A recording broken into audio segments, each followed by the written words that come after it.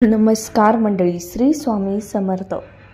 मंदिरात जाण्याने व्यक्तीच्या जीवनात अनेक लाभ होतात. प्रतिदिन पूजा केल्याने मिळतात हे 36 लाभ. दररोज मंदिरात जाण्याने व्यक्तीच्या जीवनात अनेक आमूलाग्र बदल होतात. मंदिरात जाण्याचे एक नव्हे तर अनेक लाभ आहेत. तसेच दररोज पूजा केल्याने व्यक्तीला हे 36 लाभ मिळतात. अनेकदा असे पाहण्यात आले आहे की लोक दररोज मंदिरात जाणे पसंत करतात. काही जण आपल्या मनाला शांत करण्यासाठी तर काही देवाची पूजा करण्यासाठी जातात. लक्षात घ्या, मंदिर याचा अर्थ असा होतो मनापासून दूर असलेले स्थान. अशा वेळी काही वेळ डोळे बंद करून मौन पाळणे अत्यंत लाभदायक ठरते. लोक मंदिरामागे लपलेले विज्ञान आणि अध्यात्म जाणत नाहीत. सकाळी सकाळी मंदिरात जाण्याचे अनेक लाभ असतात.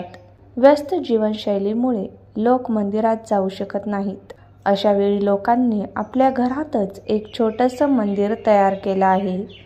बहुतांश लोक देवाला आठवण्याव्यतिरिक्त पूजापाठ देखील याच छोट्या मंदिरात करतात. घरात मंदिर असणे अत्यंत शुभ असते. यामुळे आपण सकारात्मक ऊर्जेने भरलेले राहतो. मंदिरामुळे केवळ आध्यात्मिक लाभ नाही तर हे आरोग्यासाठीही अत्यंत फायदेशीर आहेत. अनेक लोकांना या लाभाबद्दल माहिती नसते, पण मंदिरात जाण्यामुळे एक नव्हे तर अनेक फायदे होतात. व्हिडिओमध्ये पुढे जाण्याआधी जर तुम्हाला वाटत असेल की माता लक्ष्मीचा कृपा आशीर्वाद तुमच्यावर सदैव राहावा तर या व्हिडिओला लाईक नक्की करा.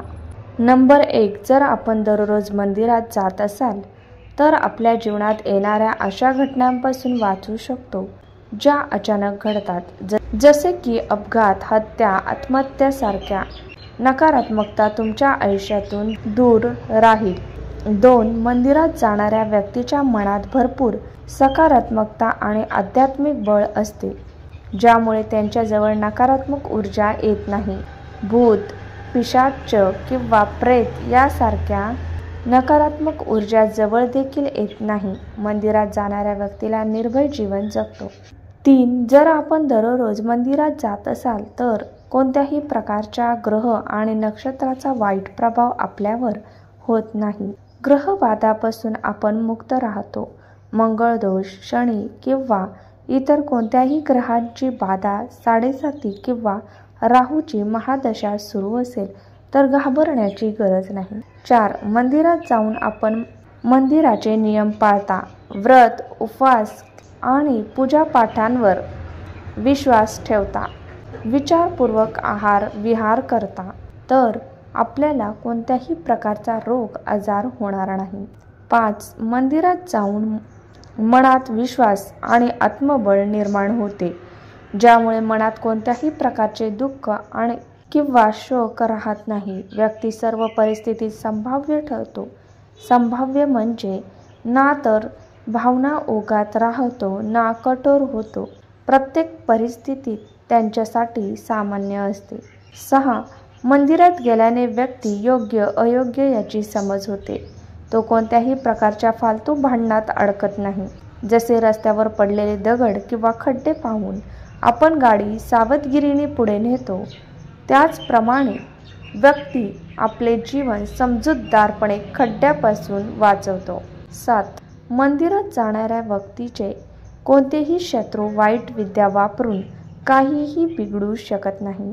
अनेक व्यक्ती आपल्या कृती आणि वर्तनाने लोकांना नाराज करतात, परंतु त्यांचे शत्रू वाढतात. दुर्बल शत्रू नेहमी समोरून लढत नाहीत तर पाठीमागून असे काही करत असतात जे अंधश्रद्धेच्या श्रेणीत येते.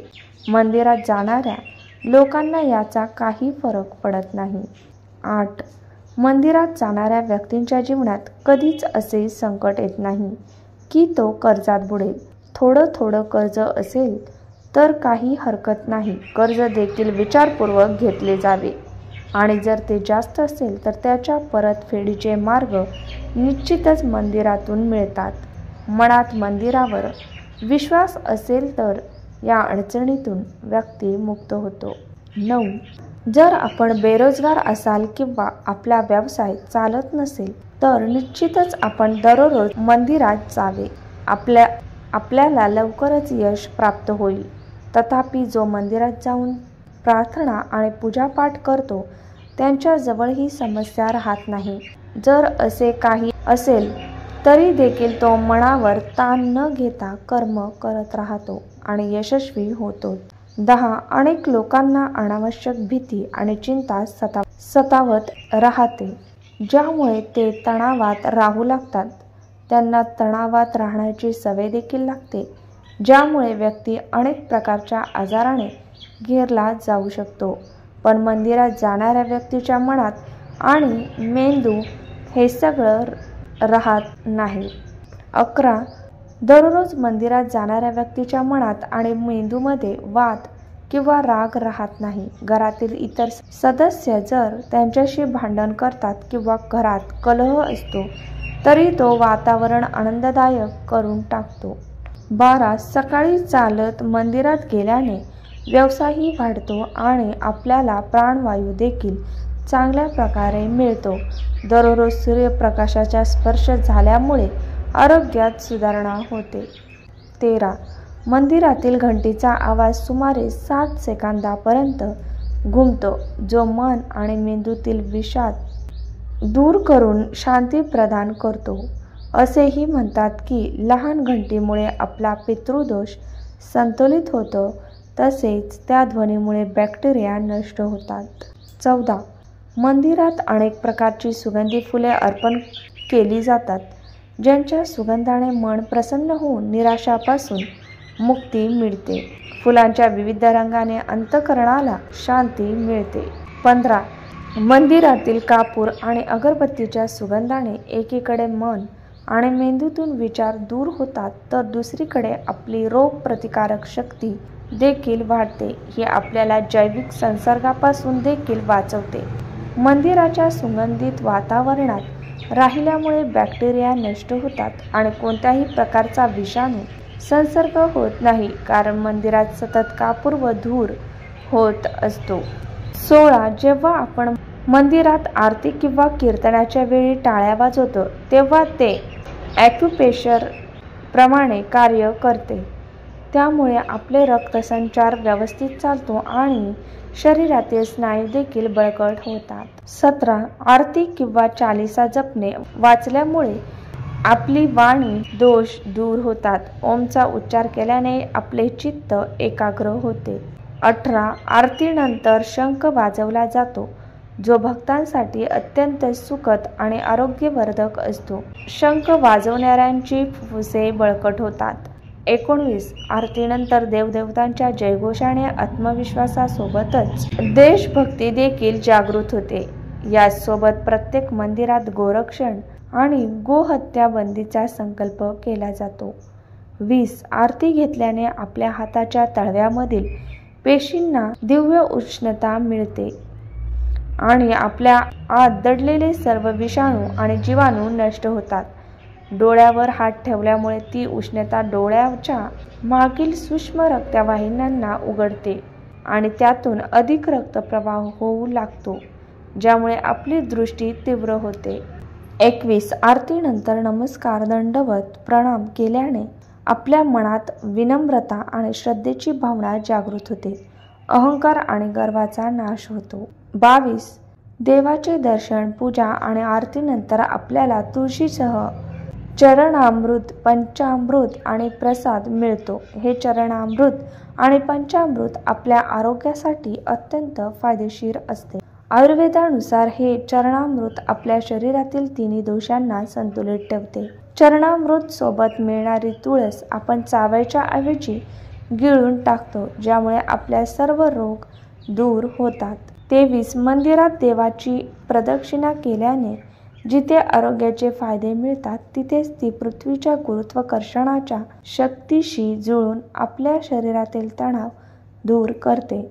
त्याचप्रमाणे मंदिराच्या गुंठातून आणि कलशातून प्रवाहित होणारी ऊर्जा आपल्या शरीरावर परिणाम करून सकारात्मक ऊर्जा प्रदान करते.